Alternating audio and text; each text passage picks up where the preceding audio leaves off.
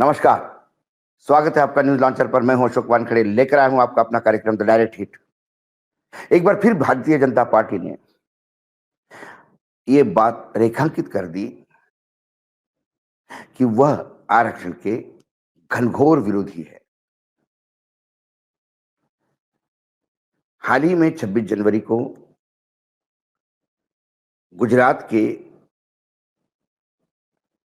एक शहर में भाबर म्युनिसिपल कॉर्पोरेशन में जब झंडा वंदन का कार्यक्रम था, फ्लैग होस्टिंग का, आजाद चौक लोकेलिटी जो है उस शहर की, वहां जो प्रेसिडेंट थे उन्होंने झंडा वंदन किया, राठौड़ साहब ने। लेकिन वहां भारतीय जनता पार्टी की राज्य की सचिव, राज्य की इकाई की सचिव नकुबेन प्रजापति ने भाषण दिया। वो भाषण अब वायरल हो रहा है।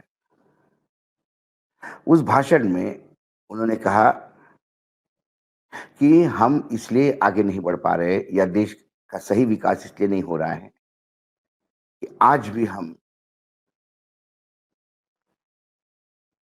रिजर्वेशन को लेकर आगे चल रहे हैं।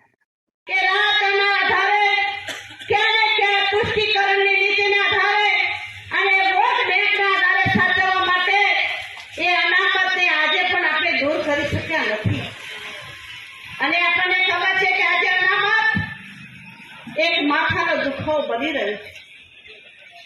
આજે દેશની અંદર આપણું આર્થિક સ્તર સુધરીને આજે 5મા સ્તરે આપણે જઈ રહ્યા છીએ। એક ભારતના એક નાગરિક તરીકે આપણી શું ફરજ હોઈ શકે? आरक्षण ये सरदर्द हो गया है। आरक्षण के चलते ही वोट बैंक को देखते हुए कोई भी राजनीतिक दल हो, वो आरक्षण का समर्थन करती है और यही आरक्षण है जो विकास में रोड़ा डालता है। इजराइल जैसा छोटा देश भी आज तरक्की कर रहा है। इजराइल जैसा छोटा देश भी अपने दुश्मनों को मुंह तोड़ जवाब दे पा रहा है, लेकिन हम आरक्षण के गर्त में अटके हुए हैं। ये जो उन्होंने कहा, भारतीय जनता पार्टी के राज्य की इकाई के सचिव द्वारा नौकुबेन ने, ये कोई नई बात नहीं थी, लेकिन ये वो भाषण है जो भारतीय जनता पार्टी के तमाम लोगों को, जो विपक्ष को झूठा करार देने में लगे हुए हैं, उनको आईना दिखाती है। 27 जनवरी को जब कांग्रेस पार्टी ने बाबा साहेब आंबेडकर की जन्मस्थली महू मध्य प्रदेश से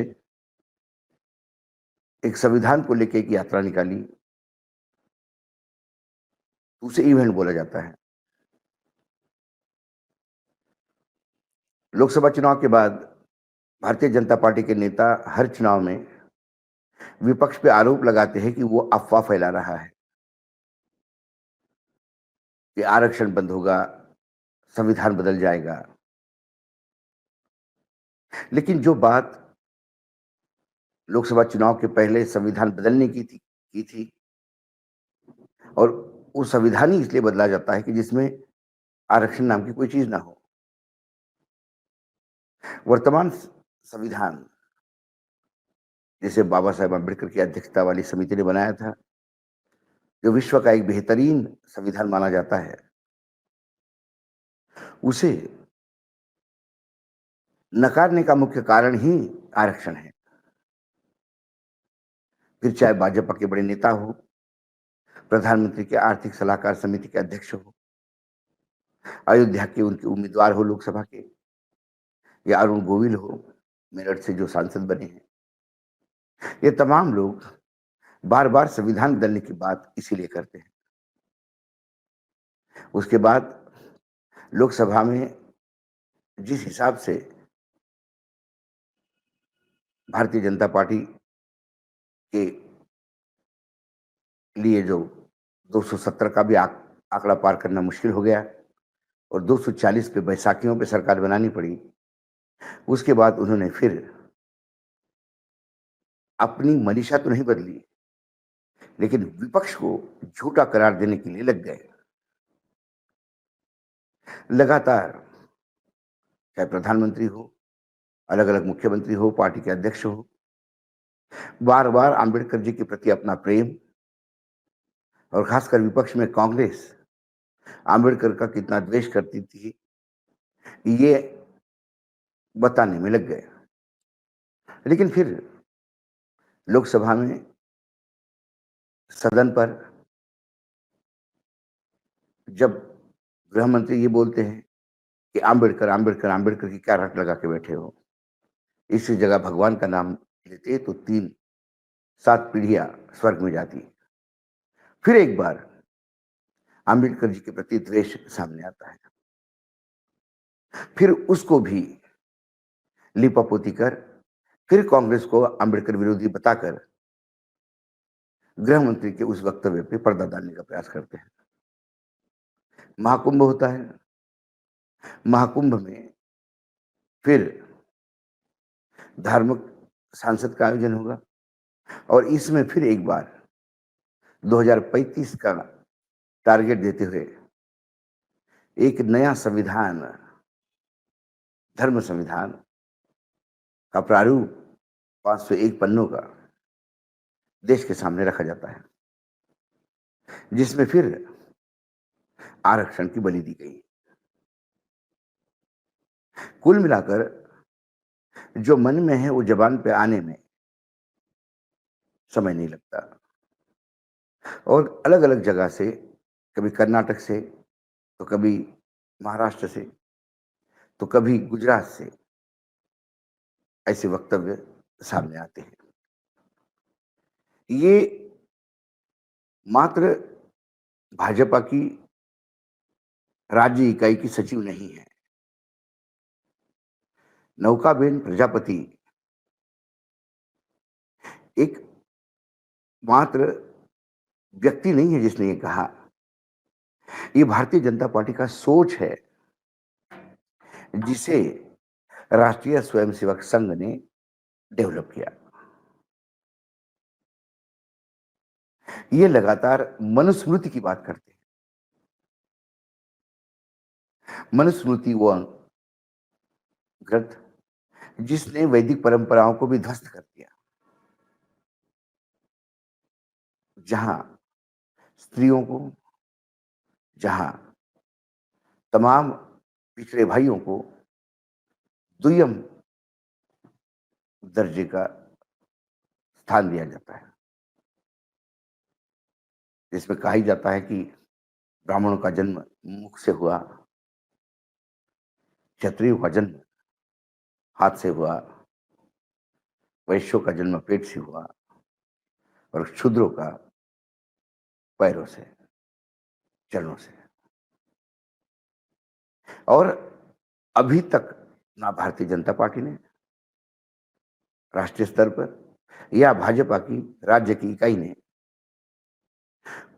प्रजापति मैडम के इस वक्तव्य का कोई खंडन किया।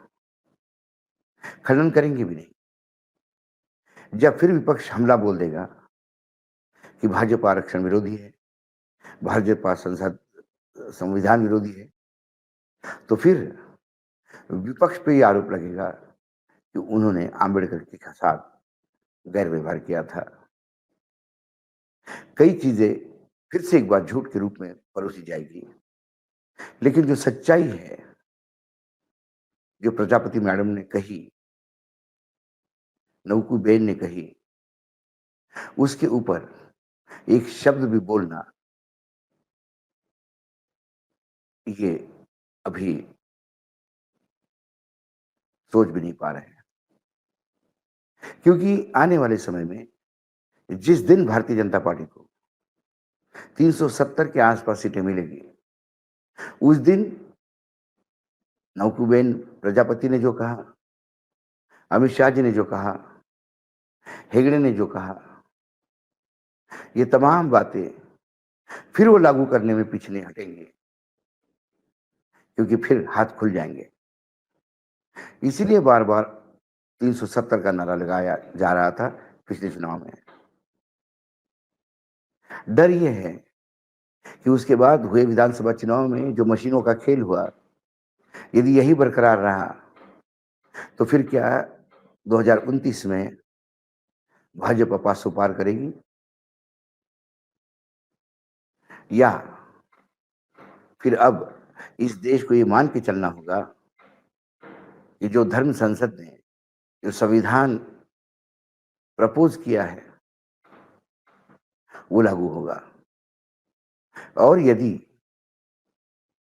धर्म संसद का बनाया हुआ तथाकथित धर्म संविधान वाकई गलत है, तो फिर क्या कोई राष्ट्रद्रोह का मुकदमा उन लोगों पे चलाया जाएगा जिन लोगों ने लगातार रिजर्वेशन के खिलाफ बात करती की है, जिन लोगों ने संविधान के मूल ढांचे के खिलाफ बात की है, और जिन लोगों ने संविधान को बदलने की ही बात की है। आज इतना ही। मैं फिर आता हूं किसी विषय के साथ, तब तक के लिए नमस्कार। देखते रहिएगा न्यूज लॉन्चर।